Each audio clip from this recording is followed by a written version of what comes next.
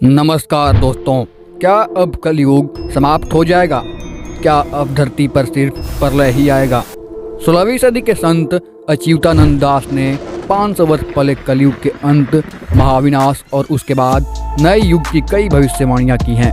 वर्तमान में उनके द्वारा लिखी पुस्तक भविष्य मालिका की भविष्यवाणियां वायरल हो रही हैं, जिसमें यह बताया गया है कि जिस दिन जगन्नाथ मंदिर में निम्नलिखित घटनाएं घटेगी तो समझ लेना कि कलयुग का अंत हो गया है और अब महाविनाश प्रारंभ होगा। पहला, जगन्नाथ जी का अपमान।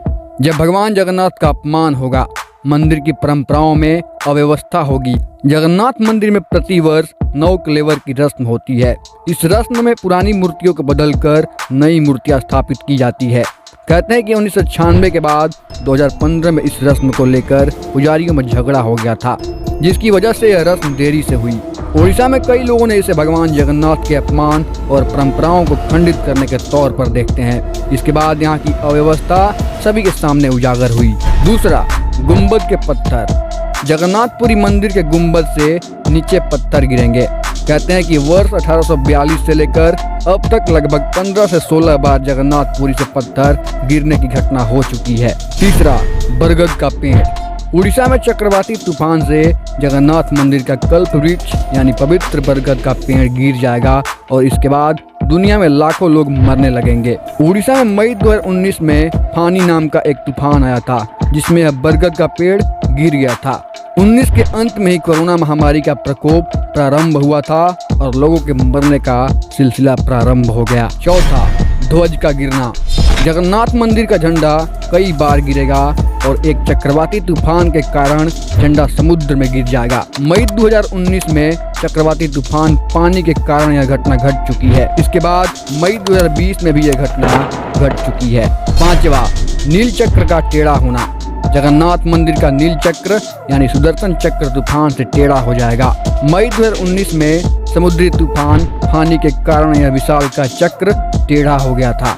छठा, ध्वज का जलना। जगन्नाथपुरी मंदिर के ध्वज में आग लग जाएगी।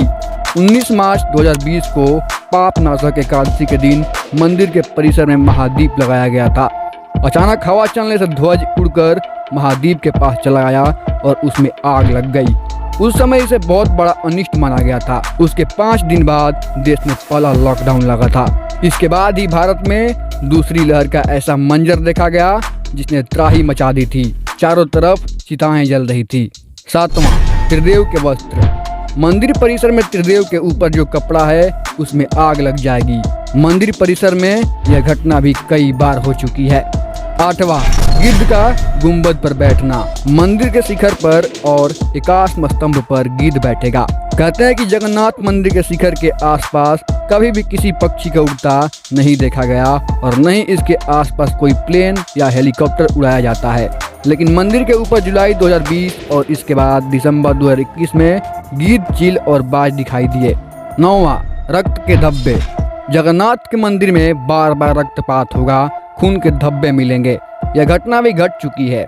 मंदिर परिसर में बार बार खून के धब्बे मिल रहे हैं, कभी झगड़ों के कारण तो कभी किसी अन्य रहस्यमयी वजह के चलते खून के धब्बे देखे गए। कई बार मंदिर का शुद्धिकरण करके महानुष्ठान किया गया है। यह सभी भविष्यवाणियां सत्य हो गई हैं। इसका मतलब यह है कि कलयुग का अंत आ चुका है और विनाश का समय अब प्रारंभ होगा। तो आज के लिए बस इतना ही। वीडियो अच्छी लगी हो तो कृपया मेरे चैनल को सब्सक्राइब करें। धन्यवाद।